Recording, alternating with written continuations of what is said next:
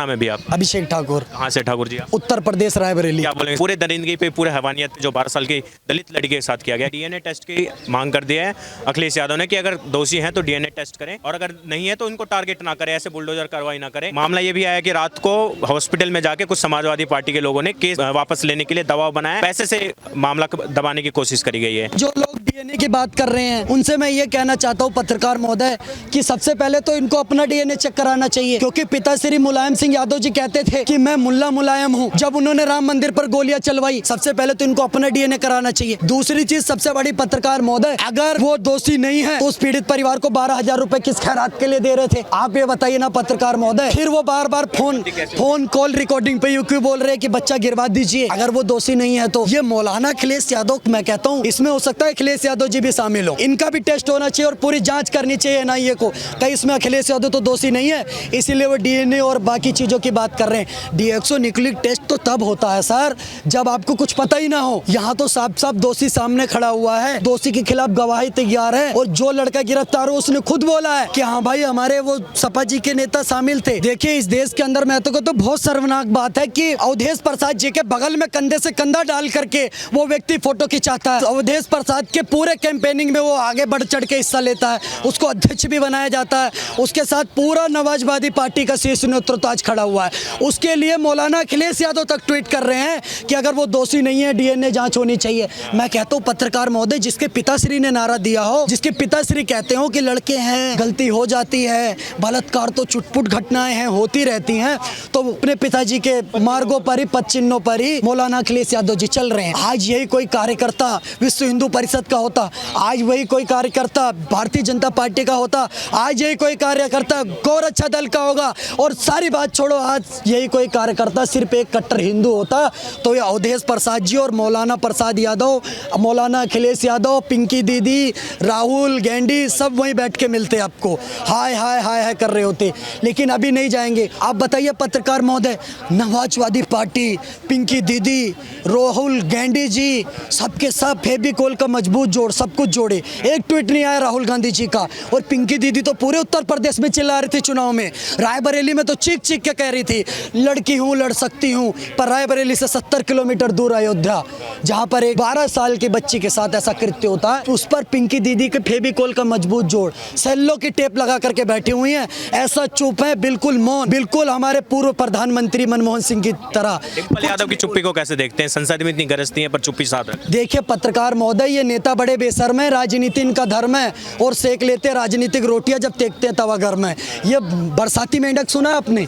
ये जो नवाजवादी पार्टी और कांग्रेस पार्टी के नेता हैं ये बरसाती मेंढक हैं। जहां इनके 20% वोटरों के साथ कुछ अगर गलत हो जाता है वहां ये लोग सारे खड़े होंगे। अभी आपने योगी जी ने सिर्फ इतना बोला था दुकान के आगे नाम लिखने के लिए, पूरा का पूरा विपक्ष आकर के खड़ा हो गया। आज एक बहन बेटी के साथ गलत हो गया, वहां पर कोई नहीं खड़ा हो रहा। अरे मैं कहता हूँ यही कृत्य अगर अखिलेश यादव जी की बेटी के साथ हुआ होता तब भी क्या डिम्पल यादव जी मौन रहती? यही फेविकोल का मजबूत जोड़ लग जाता, क्योंकि एक बेटी एक दलित है। ये लोग जाति जनगणना की बात करते हैं, कहते हैं हमें दलितों की संख्या चाहिए, पीडीए की बात करते हैं। बिल्कुल ये पीडीए की बात करते हैं। और मैं कहता हूँ नवाजवादी पार्टी ने जो पीडीए बनाया उसमें सबसे पहला स्थान पिछड़ा दलित और अल्पसंख्यक को दिया गया है।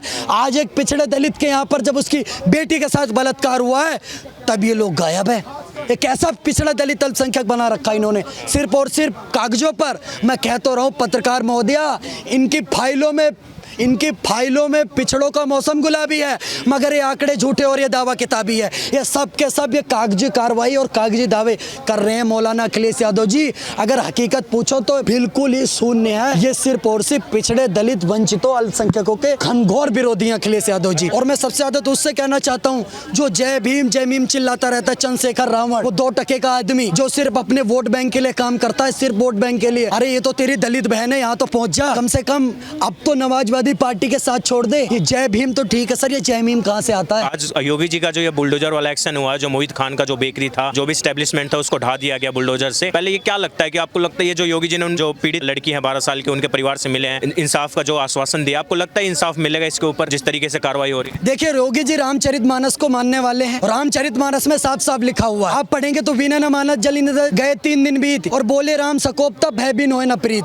बिना भय के प्रीति पैदा नहीं होती, और ये भय हर एक अपराधी के अंदर होना चाहिए जो योगी जी ने आज करके दिखाया उत्तर प्रदेश में। क्यों नहीं चलना चाहिए भैया मोमिन खान के घर पे बुलडोजर? मोहित खान क्या किसी का जीजा है, बहनोई है, किसी का रिश्तेदार है, या किसी बहुत बड़े पॉलिटिशियन का सरछाप वाला है? ये सब आप साइड में रखिए। आगे नेता हैं बहुत बड़े। प्रदेश के अंदर सिर्फ और सिर्फ न्याय की बात होगी जो कि योगी आदित्यनाथ जी कर रहे हैं। कुछ अयोध्या के जो साधु संत है, कुछ अयोध्या के लोग मांग कर रहे हैं कि जो दरिंदगी हैवानियत हुई है 12 साल के बच्ची के साथ, बोल रहे हैं कि इसका एक ही जस्टिस हो सकता है, एक न्याय मिल सकता है, इनकाउंटर की मांग किया जा रहा है। आप क्या बोलेंगे, ये जो इनकाउंटर से कितना सहमत? बिल्कुल, मैं कहता हूँ ठोकना चाहिए इसको। ये जैसे भी ऐसे जितने भी गोल टोपी लंबी दाढ़ी मिलते हैं, चाहे किसी भी धर्म के हो, अगर बलात्कार जैसा कृत्य करते वो भी नाबालिग के साथ, तो इनको वहीं पर ठोक देना चाहिए। सेम सिचुएशन पर इनका निपटारा करना चाहिए। बिल्कुल, इसकी गाड़ी तो बिल्कुल पलटनी चाहिए। और उत्तर प्रदेश में बताइए ना, जो लोग ये कहते हैं सिर्फ गोल टोपी लंबी दाढ़ी वालों के लिए कानून है, भैया मैं कहता हूँ मुन्ना बजरंगी के साथ क्या हुआ?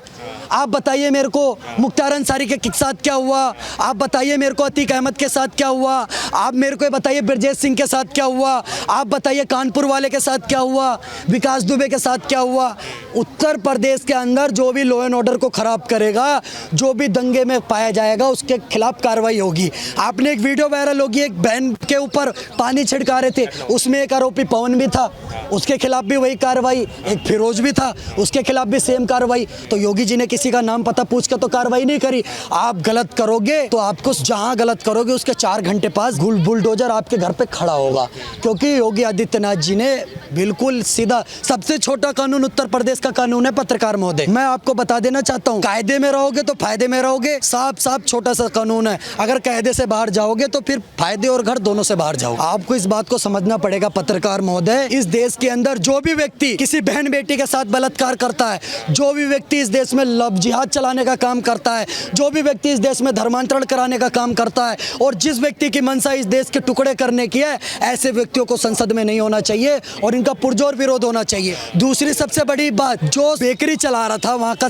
समाजवादी पार्टी का नेता जहर बेचने का काम कर रहा है अयोध्या वासियों के रक्त में, उसकी बेकरी भी सील हुई है और वहां पर बुलडोजर की भी कार्रवाई हुई है। माननीय योगी आदित्यनाथ जी को दिल से धन्यवाद देना चाहता हूं। और मैं फिर कहना चाहता हूं, ऐसी कोई गली नहीं जहाँ योगी जी की चली नहीं। तो उत्तर प्रदेश के 25 करोड़ वोटरों से हाथ जोड़ के निवेदन है, इस उपचुनाव में योगी जी के साथ कंधे से कंधा मिला करके योगी आदित्यनाथ जी का झंडा ऊंचा करिए। ये जो उत्तर प्रदेश अयोध्या का जो मामला है, भगवान श्री राम की नगरी है अयोध्या, वहाँ के जो मामला है, वहाँ पे एक नाबालिग लड़की के साथ जो 12 साल की बच्ची हैं, दलित हैं, ये जो रेप हुआ, उनके साथ दरिंदगी हुई, हैवानियत हुई। वहाँ मोहित खान जो सपा के नेता हैं, जो वहाँ के सपा के सांसद उनके करीबी हैं, पहले इस घटना को कैसे देखते हैं? अब ये जो बुलडोजर की कार्रवाई हुई है, पहली बात तो देखिए, ये हमारे देश का एक बहुत बड़ा दुर्भाग्य है कि यहाँ पर जहाँ एक समुदाय देवी समान मानता है कन्याओं को, वहीं पर ही कन्याओं के साथ में इस प्रकार के दुष्कर्म हो जाते हैं। और दुष्कर्म तो होते हैं जो होते हैं, उनके प्रोटेक्शन में लोग उतर आते हैं। ऐसे कुकृत्य करने वाले के प्रोटेक्शन में भी लोग उतर आते हैं। ये बड़ा दुर्भाग्य है हमारा। और ये कब तक होता रहेगा? ये तब तक होता रहेगा जब तक इस देश के अंदर एक स्ट्रॉन्ग कानून बन करके नहीं आता है कि इस प्रकार के नाबालिग बच्चों के साथ में दुष्कर्म करने वालों को जब तक चौराहे पर लटकाया नहीं जाएगा, जब तक उनको चौराहे पर लटकाने का कानून नहीं आएगा, तब तक ये होते रहेंगे।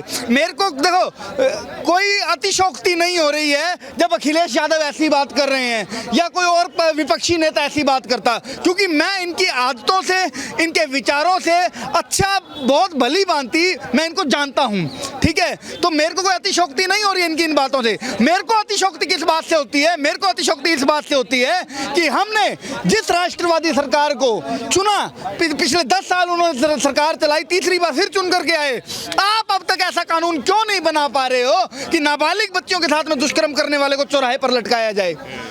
आपसे ऐसा कानून क्यों नहीं बन पा रहा? मैं निवेदन करता हूं नरेंद्र मोदी जी की सरकार से कि या तो आप ऐसा कानून बनाइए कि जब भी किसी नाबालिग बच्ची के साथ में ऐसा दुष्कर्म हो, फास्ट ट्रैक कोर्ट के अंदर कुछ दिनों के अंदर उसका फैसला है और इस ऐसे दोषी पाए जाने पर उसको चौराहे पर लटकाया जाए। अगर नहीं बना सकते हो तो हर हिंदू को, इस देश के हर नागरिक को जिसके घर में बहन बेटियां हैं, उसको आप असले का लाइसेंस दो। हम अपनी बहन बेटियों की रक्षा स्वयं करने में कैपेबल हैं, आप असले का लाइसेंस देना शुरू करिए। और अगर नहीं दे सकते और 2 साल अगर यही चला तो मैं तुषार बजाज राष्ट्रवादी आपको स्पष्ट रूप से बता रहा हूं, मैं 2 नंबर का असला रखूं चाहे, लेकिन रखूंगा, क्योंकि मेरे को मेरे घर की बहन बेटियों को सेफ करना है। अच्छा, इस पे जो 2-3 दिनों से मामला दबाने की कोशिश करी गई, विपक्ष के किसी भी नेता के कोई ट्वीट कोई ऐसे कंडेम करने के लिए कोई इसको अरे नहीं करेंगे यार, ना प्रियंका गांधी, ना डिम्पल यादव, ना राहुल गांधी, ना अखिलेश यादव, कोई बयान नहीं है। सरकार, मैं तो आपसे ये कह ही रहा हूँ ना कि इसमें अतिशोक्ति की बात क्या है?